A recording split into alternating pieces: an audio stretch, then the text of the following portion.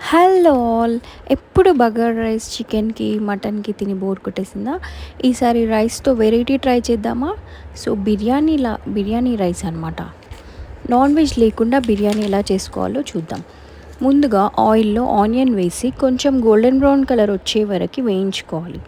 తర్వాత మసాలాలు అంటే షాజీరా, చెక్క, లవంగా ఎట్సెట్రా వేసి ఈ ఆనియన్ని అందులో వేసి 2-3 పచ్చిమిరపకాయలు వేసుకోవాలి. సో నేనైతే కొన్ని ఆనియన్ సపరేట్గా తీసి మిక్సీ జార్లో వేసుకున్నాను. అందులో కొంచెం పసుపు, ఉప్పు, కారం వేసి గ్రైండ్ చేసుకొని పేస్ట్లా చేసుకున్నాను.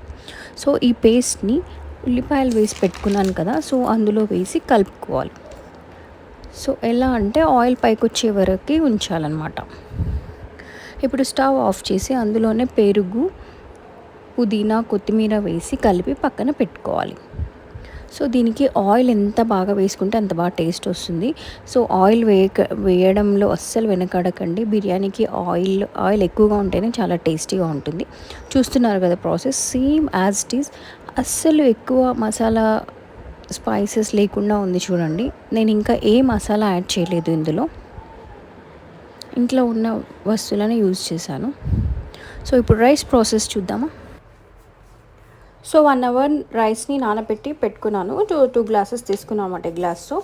తర్వాత సేమ్ ఆయిల్లో మసాలా ఇంగ్రీడియంట్స్ వేసి వాటర్ పోసుకున్నాను. సో జింజర్ గార్లిక్ పేస్ట్ ఆ వాటర్లో బాగా మసిలినాక అందులో కొంచెం సాల్ట్ అండ్ మిర్చి చిలికలు, పుదీనా, కొత్తిమీర వేసి స్మెల్ వచ్చే వరకు నీళ్ళని అలా మరిగిస్తూ ఉన్నాను. నీళ్ళని అలా స్మెల్ వచ్చే వరకు మరిగిస్తూ ఉండండి. అప్పుడే బియ్యంకి మన టేస్ట్ వస్తుంది. ఓకేనా. సో ఇక్కడ చూసారా నీళ్ళు మరుగుతున్నాయి. సో ఈ మరిగే వాటర్లో నానబెట్టి పెట్టుకున్న బియ్యాన్ని వేయండి. సో 80% వరకు ఉడికించుకోవాలన్నమాట. 80% అంటే ఇలా చేయితో అదిమితే రైస్ మనకి కొంచెం మెత్తగా అనిపించాలి. ఓకే.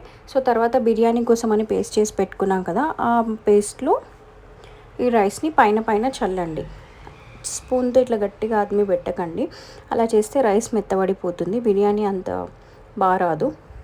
సో ఈ రైస్ అంతా వెయిట్ చేశాక కొంచెం వాటర్ ఉంటుంది కదా, సో ఆ వాటర్లో కొంచెం పసుపు కలిపి ఇలా బిర్యానీ రైస్ పైన నేను చల్లుకున్నాను. నా దగ్గర కలర్స్ లేవు అండ్ కుంకుమ పువ్వు కూడా లేదు. సో నేను ఇలా ఈజీ మెథడ్లో చేశాను.